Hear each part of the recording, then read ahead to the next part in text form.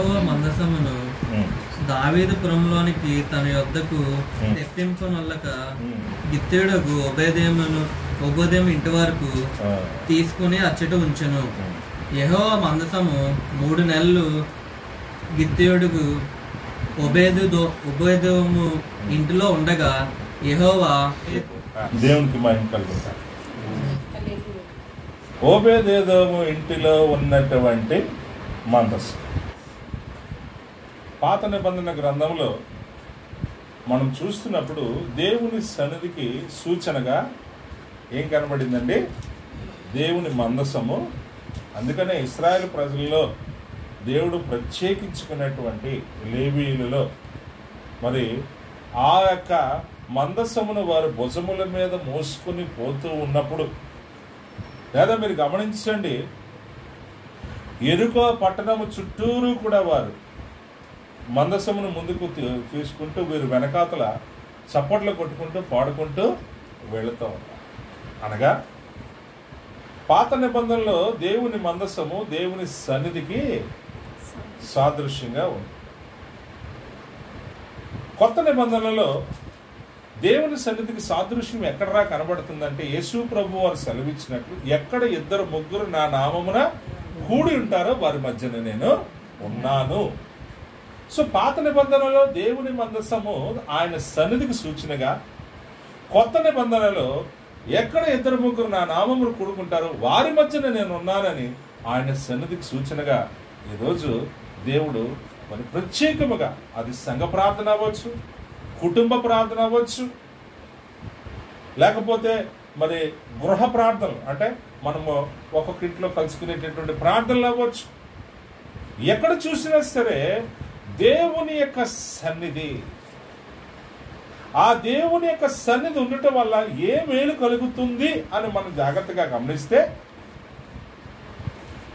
దేవుడైనటువంటి యెహోవా మోషేతో సంఖ్యాకాండములో ఆ 6వ అధ్యాయంలో ఉన్నటువంటి 22వ వచనం నుంచి మీరు జాగ్రత్తగా చూస్తే, ఆ సంఖ్యాకాండము 6వ అధ్యాయంలో అంటాడు 22వ వచనంలో, యెహోవా మోషేకు ఇలాగు సెలవిచ్చును, నీవు అహరోనుతోనూ అతని కుమారులతోనూ ఇలాగనుము, మీరు ఇశ్రాయేలును ఇలాగు దీవింపవలెను, యెహోవా నిన్ను ఆశీర్వదించి నిన్ను కాపాడుగాక, యెహోవా నీకు తన సన్నిధిని ప్రకాశింపచేసి నిన్ను కరుణించునుగాక, యెహోవా నీ మీద తన సన్నిధి కాంతి ఉదయింపచేసి నీకు సమాధానము కలుగు చేయనుగాక. దేవునికి స్తోత్రం కలుగును గాక. దేవుడు కూడా ఏ రీతిగా తన ప్రజలను బలపరుస్తున్నాడంటే, తన ప్రజలను ఏమంటున్నాడంటే, నీవు ఇశ్రాయేలును ఇలాగూ దీవించవలెను. ఏమిటంటే, ఎక్కడైతే నా సన్నిధి ఉంటుందో అక్కడ వారికి దీవెన ఉంటుంది, ఎక్కడైతే నా సన్నిధి ఉంటుందో అక్కడ దేవుని యొక్క కాపుదల ఉంటుంది, ఎక్కడైతే నా సన్నిధి ఉంటుందో అక్కడ నా కనికరము, నా కరుణ, నా కటాక్షములు ఉంటాయి. అంతేకాదు, ఎక్కడైతే తన సన్నిధి ఉంటుందో ఏమంటున్నాడంటే ఆఖరిగా, నీ మీద తన సన్నిధి ఉండడం వల్ల అక్కడ ఏమొచ్చిందంటే దేవుని యొక్క ముఖ కాంతి. ఏముంటుందండి? దేవుడే లోకమునకు వెలుగై ఉన్నాడు. యేసు ప్రభు సెలవిచ్చాడు, నేను ఈ లోకానికే వెలుగును. ఆయన ఉన్నటువంటి ఆ సన్నిధిలో ఏమి దొరుకుతుంది అంటే, ఆయన సన్నిధి కాంతి మన మీద ఏం చేసేటండి, ఉదయింప చేసి ఏమిస్తున్నాడంటండి, సమాధానం ఇస్తున్నాడు. ఎంత గొప్ప మాట. దేవుని సన్నిధి ఉండటం వల్ల ఓబేదేదోము ఇంట్లో ఉన్న వారందరినీ దేవుడు దీవించేశాడట. ఏమిడు దీవించాడు? ఓబేదేదోము గిత్తీయుడు, అతడు ఒక పూజారి. కానీ జీవము గల దేవుడి గురించి ఎలాగైతే ఐగుప్తులో ఉన్న ఆ కణాలో ఉన్నటువంటి రాహాబును వేశ్య, నేను నీ దేవుడను ఎరుగుదను, నీ దేవుడు సైన్యములకు అధిపతికు దేవుడు, నిశ్చయముగా ఈ యొక్క పట్టణాన్ని ఆయన మీ చేతికి అప్పగిస్తున్నాడు అన్న సంగతి నాకు, కానీ మీరు వచ్చినప్పుడు నా కుటుంబాన్ని జ్ఞాపకం చేసుకోండి. దేవుని స్తోత్రం కలుగును. దేవుని యొక్క సన్నిధి, దేవుని యొక్క ప్రభావము, దేవుని యొక్క ఘనత ఏ చోటనైతే నిలబడుతుందో అక్కడ అద్భుతాలు, అక్కడ మేలులు, అక్కడ దీవెన, అక్కడ కన్నీరు తొడవబడుతుంది, గాయాలు కట్టబడుతూ ఉన్నాయి, సమస్యలకు పరిష్కారం ఉంటుంది, శత్రువు నుండి విడుదల. ఆఖరికి నీ సరిహద్దు దగ్గర ఉన్నటువంటి గొడవ కూడా దేవుడు తీర్చేస్తాడు. దేవుడు స్తోత్రం కలుగును గాక. పొరుగు వాడితో సరిహద్దు దగ్గర కూడా గొడవలు ఉండడానికి వీల్లేదని కోరుకుంటున్నాడు దేవుడు. ఎలా? అందుకని అంటున్నాడు ఇక్కడ, నా సన్నిధి. అందుకని మోషే కూడా తన యొక్క ప్రార్థనలో అంటున్నాడు, ప్రభా ఇంత గొప్ప సమూహం నేను ఎలాగా నడిపిస్తాను, నా ముందు నువ్వు నడిస్తే తప్ప నేను నడవలేదు నాయన. దేవునికి స్తోత్రం కలుగును. నీ సన్నిధి నా ముందు నడిస్తేనే తప్ప నేను నడవలేను, నీవు ఇచ్చినటువంటి ప్రజలను నడిపించలేదు. అందుకనే ఈరోజు చక్కగా మనం పాడుకుంటాం, ఇశ్రాయేలు సైన్యమునకు ముందు నడిచినట్టు. ఆయన సన్నిధి ఉన్న చోట దేవుడు కార్యాలు జరిగించే దేవుడు. అందుకని అంటున్నాడు చూడండి 11వ వచనంలో, యెహోవా మందసము 3 నెలలు గిత్తీయుడకు ఓబేదెదోము ఇంట్లో ఉండగా యెహోవా ఓబేదెదోమును అతని సన్నిధి అతని ఇంటి వారందరినీ ఆశీర్వదించాడు. హల్లెలూయా. ఎవరిని ఆశీర్వదించాడు ఏంటండి? ఇంట్లో డాడీని ఆశీర్వదించాడు. డాడీనే కాదు, మమ్మీని, కొడుకుని, కూతుర్ని, ఆఖరికి ఇంట్లో ఉన్న పని వాళ్ళని కూడా ఆశీర్వదించాడు. ఇది ఎవరు గ్రహించారంటే, పోతీఫర్ ఇంట్లో ఉన్నటువంటి యోసేపుని బట్టి దేవుడు నా ఇంటిని ఆశీర్వదిస్తున్నాడని ఎవరు చూశారు? ఏ ఇంటి యజమాని ఆ ఇంటి యజమాని గమనించుకున్నాడు. పోతీఫరే గమనించుకున్నాడు, యోసేపు యొక్క భయభక్తులు నాకు, నా కుటుంబానికి, నా ఇంటికి ఏం తెచ్చి పెడుతున్నాయంటే ఆశీర్వాదాలు, క్షేమాభివృద్ధి, సంతోషము, సమాధానము. అందులో ఇతని యొక్క స్థితిగతులు కూడా మారిపోతా ఉన్నాయి. పోతీఫర్ యొక్క స్థితిగతులు కూడా. నా ప్రియమైన దేవుని బిడ్డలారా, గమనించగలుగుతున్నాడు పోతీఫరు. రాహాబు కూడా గమనించింది, నీ దేవుడు ఆకాశంలోనికి దేవుడు, ఆయన ఉన్న చోట అద్భుతాలు జరుగుతాయి. ఏమిటి ఆయన సన్నిధిలో నేను చేసిన పని అంటే, దేవుని మందసం ముందు వీరందరూ కూడా ఏం చేసుకున్నారంటే, వారి యొక్క తలలు వంచి వారి హృదయాలు కొమ్మరించుకొని ప్రభు సన్నిధిలో వారు ప్రభువుని కనపరుచుకున్నారు. ప్రభు సహాయాన్ని కోరుతారు. ప్రభు మా శక్తి చేత, మా బలం చేత కాని పనులు ఎవరు మాకు సహాయం? యెహోవాయే మా క్రీడము, యెహోవాయే మాకు సహాయం. అందుకనే నూతన నిబంధనలు మీరు చూసినప్పుడు యేసు ప్రభు వారు మత్తయి సువార్త 28వ అధ్యాయంలో చెప్పిన మాట అదే, భయపడకుడి, ఇదిగో యుగ సమాప్తి వరకు సదాకాలం నేను మీతో కూడా. పాత నిబంధనలో దేవుడు అయినటువంటి యెహోవా మన పరలోకపు తండ్రి మనకి ఏ రీతిగా ఇశ్రాయేలుకు అభయం ఇచ్చాడో, ఈరోజు నూతన నిబంధనకు సాక్షులమైనటువంటి మనము కూడా యేసుక్రీస్తు నామములో భయపడకుడి, నేను మీకు తోడుగా ఉన్నాను. అంటే ఏంటి? ఆయన సన్నిధి మనకు తోడుగా. దేవుని స్తోత్రం కలుగును. దానివల్ల ఇప్పుడు ఏమంటున్నాడంటే, ఇంటిలో వారందరినీ, అతని ఇంటి వారందరినీ ఆశీర్వదించును. దేవుని మందసము ఉండటం వల్ల యెహోవా ఓబేదెదోము ఇంటి వారిని, ఇప్పుడు ఇంకో మాట అంటున్నాడు, అతనికి కలిగిన దాని అంతటిని. ఏమన్నాడండి? ముందేమో తన ఇంటి వారిని అన్నాడు, తన ఇంటి వారిని అన్నాడు. ఇప్పుడు 12వ వచనంలోకి వచ్చేటప్పటికి తన ఇంటి వారిని కాదు, తనకు కలిగిన దాని అంతటిని కూడా దేవుడు దీవించుకున్నాడు. అందుకని నేను నమ్ముతున్నాను, నేను ఎక్కువగా ఈ వాక్యాన్ని నేను, యెహోవా ఆశీర్వాదం ఐశ్వర్యం ఇస్తుందట. ఏమిస్తుందటండి? యెహోవా ఆశీర్వాదం ఐశ్వర్యం ఇస్తుంది, నరుని కష్టముగా చేత అది ఎక్కువ కాదండి. నీ కష్టాన్ని దీవించేవాడు కూడా ఆయనే. కానీ నేను కష్టపడి ఎక్కువ సంపాదించేస్తానని నువ్వు అనుకున్నా సరే, అది ఎక్కువ అవ్వాలన్నా సరే ఆయన ఆశీర్వాదమే ఉండాలి. సో ఆయన సన్నిధి ఉన్న చోట ఇవన్నీ కూడా. అందుకని ఇందాక ఆ సంఖ్యాకాండంలో మనం చూసినప్పుడు ఆయనే ఆశీర్వదించువాడు, ఆయనే కాపాడువాడు, ఆయనే కరుణించువాడు, ఆయనే సమాధానము. చూడండి ఎంత మాట్లాడుతుంది. ఆయనే ఆశీర్వదించేవాడు, ఆయనే కాపాడేవాడు, ఆయనే కరుణించేవాడు, ఆయనే మన జీవితాల్లో సమాధానము కలుగజేస్తాడు. ఏ రోజైనా మనం ప్రభుకు అప్పగించుకుంటున్నామా? ఏ విషయాన్నైనా? ఆ రోజులు వచ్చేసి నువ్వు ప్రభువుకి అప్పగించుకోకపోతే నీ జీవితంలో కార్యాలు జరగడం అది నీ వల్ల కాదు.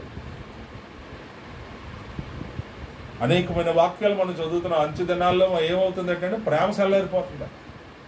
అంత్య దినాల్లో ఏం చల్లారిపోతుంది? అక్రమం విస్తరించడం వల్ల ప్రేమ చల్లారిపోతుంది. అంతేకాదు, మన ఆఖరి పుస్తకాల్లో చదువుకున్నట్టు ఏంటంటే అనురాగరహితులట, అజితేంద్రియులు. అజితేంద్రియులు అంటే నాకు కొంచెం అర్థం కాదు. అంటే అంటే కడుపులో కుళ్ళు అరగదన్నమాట. కరెక్టా? కడుపులో కుళ్ళు అంటే తెలుగు భాషలో కడుపులో కుళ్ళు. అజితేంద్రియ అంటే అరగదన్నమాట. ఇలాంటి పరిస్థితులు సమాజంలో చూస్తున్నాం. కానీ దేవుడు తన బిడ్డల జీవితాల్లో సమాధానాన్ని చూస్తున్నాడు. హల్లెలూయా.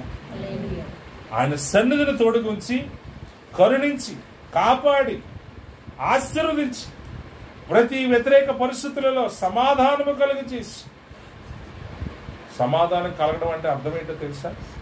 గొప్ప యుద్ధాన్నే జయించుకో. నేను ఆదివారం సెలవిచ్చాను. తన ముందు నొయ్యి వెనకదలు పోయి యాకోబు జీవితంలో ఎంత సంపాదించుకున్నా, తను ప్రేమించేసి నా భార్యను సంపాదించుకున్నా, నేను 14 సంవత్సరాలు కొలువు చేసిన, ఆఖరికి దేవుడు స్వప్నం కనబడి మచ్చలు మరి ఎన్నున్నా గొర్రెలు ఆ మందలు ఇచ్చేసిన, తన జీవితంలో ఒకటి బాకీ ఉండిపోయింది. ఏముండిపోయింది? తన అన్నయ్యని ఎదుర్కోవడం ఒక పెద్ద సవాల్ అయిపోయింది.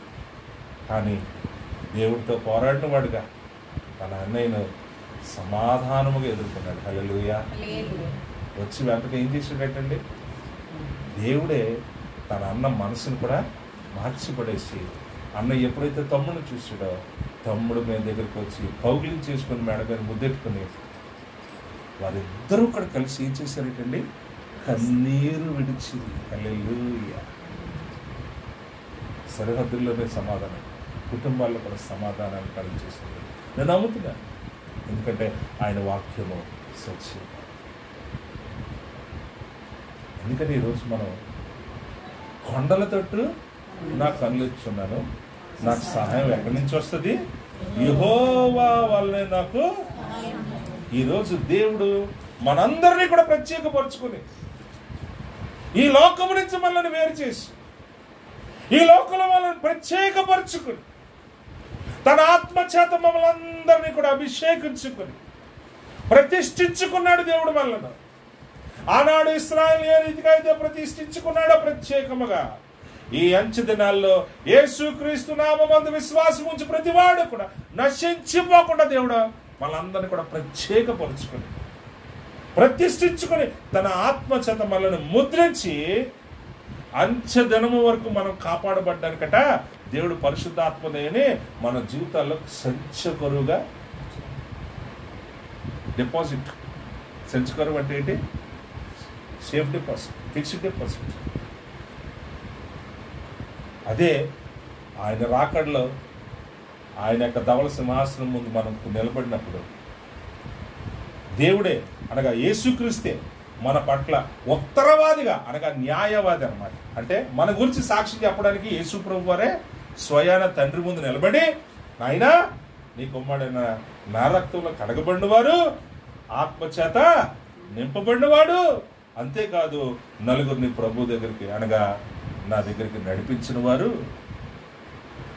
అంతే కదా, మన సువార్త ప్రకటించాలని భారం మన మీద పెట్టాడు కదా దేవుడు. అవును, పెట్టాడే లేదా? నాశనమునకు జోగిపోతున్న వారిని మనం కూడా రక్షించాలన్న భారం.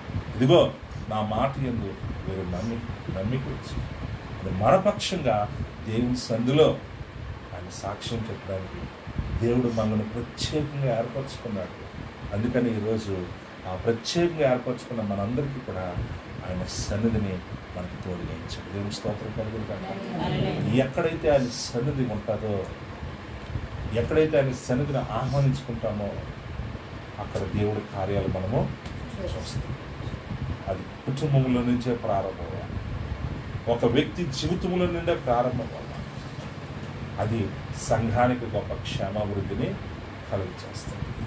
సంఘము ఒకరికొకరికి పురుకొల్పడానికి సహాయం చేస్తుంది. కాబట్టి ఈరోజు అటువంటి దేవుని సన్నిధి మన మధ్యన ఉండాలని, ఆ దేవుని సన్నిధిని మనం కోరుకునేవారుగా ఉండాలని ఈ మాట చదువుకుని మనం ముగించుకున్నాం. చూడండి, ఒక చక్కని మాట అంటాడు, ఆయన సన్నిధిలో ఏమున్నాయటండి? సంపూర్ణమైనటువంటి సంతోషము, నిత్యమైనటువంటి సుఖములు కలవని.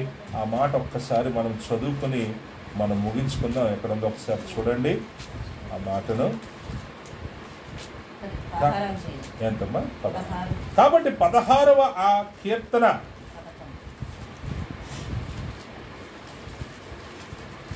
ఆఖరి వచ్చి మీరు ఇక్కడ జాగ్రత్తగా గమనించినట్లయితే దేవుడు తన బిడ్డలకు ఇచ్చినటువంటి ఘనత ఇదే. అందుకనే ఈ 16 దావీదు యొక్క రసిక కావ్యము అని అన్నాడు. దేవుడు స్తోత్రం కలుగును గాక. ఇది మామూలు విషయం కాదు. రసిక కావ్యం అంటే ఎంతగా దావీదు ఆయన ప్రేమించాడు. నాయన, నేను నీ ప్రేయసు, నాయన నువ్వు నా ప్రియుడువు. అరే బాబు, రసిక అంటే ఏదో తీసుకోకండి. రసిక అంటే ఎంత ప్రేమ ఎదుటివాడి మీద నేను పెట్టుకున్నానో ఆ ప్రేమలో నేను మునిగి తేలుతున్నాను. అది దాని అసలు అర్థం. నేను ఇష్టపడ్డాను, నేను ప్రేమించాను. అందుకని ఆయన మాట ఉంది నేను.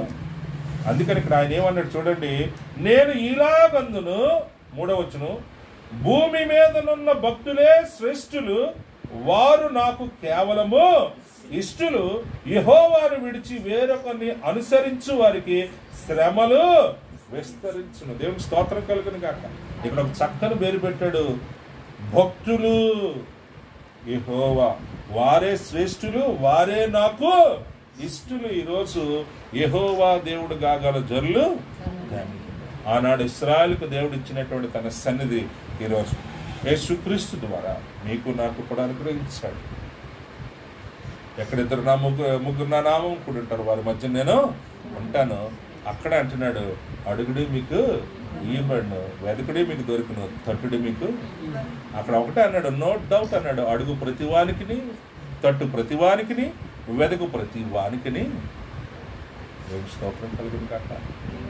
ఏవురా నువ్వు అడగాలి, ఏమి పొందుకోవాలిరా నేనంటే ఆఖరిగా 11వ వచనం అన్నాడు కదా, నీ సన్నిధిని నాకు సంపూర్ణమైన సంతోషం కలదు, నీ కుడి చేతిలో.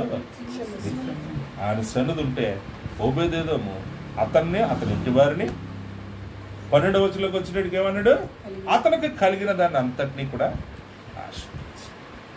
కారణము యెహోవాయే ఆస్వాదించువాడు, కాపాడువాడు, కరుణించువాడు, సమాధానము కలుగజేసే దేవుడు. ఓబేదేదోము ఉన్నటువంటి దేవుని సన్నిధి ఈరోజు మీ కుటుంబంలో కూడా మీరు కలిగి, నాకు తెలుసు ప్రతి ఒక్కరికి కూడా ప్రస్తుతం ఉన్నటువంటి దినాల్లో సమయము సంకుచితమైపోయింది. కాలేజ్ నుంచి వచ్చేటడికి కలిసిపోతున్నారు, పనుల నుంచి వచ్చేటడికి లేట్ అయిపోతున్నారు. కానీ ఒక్క పావు గంట భోజనానికి ముందన్నా సరే ఒక్క పాట పాడుకొని, ఒక్క వాక్యం చదువుకొని, ప్రభువా ఈ దినమంతా మాకు తోడుగా ఉన్నాం, రేపటి దినానికి మమ్మల్ని అలాగే మాకు అనుదిన ఆహారం ఇచ్చి పోషిస్తున్నవాడా, ఇదిగో మాకు కలిగిన అక్కరలో మాకు సహాయము నీవే కదా అని ఒక్కసారి ఆ 2 చేతులు ఆయన వైపు ఎత్తి మనం కానీ ప్రభు సన్నిధిని మన మంచికి ఆహ్వానించుకుంటాం. నిజం చెప్తున్నాను, ఆయన ఉన్న చోట ఏం జరిగినాయి? అద్భుతాలు జరుగుతాయి. ఈరోజు మీ ఇంట్లో కూడా ఆ కార్యాలు దేవుడే జరిగించుకోవడం. ఆయన కృప, ఆయన సమాధానము ఎల్లప్పుడూ మీకు మీ కుటుంబానికి తోడేయండి.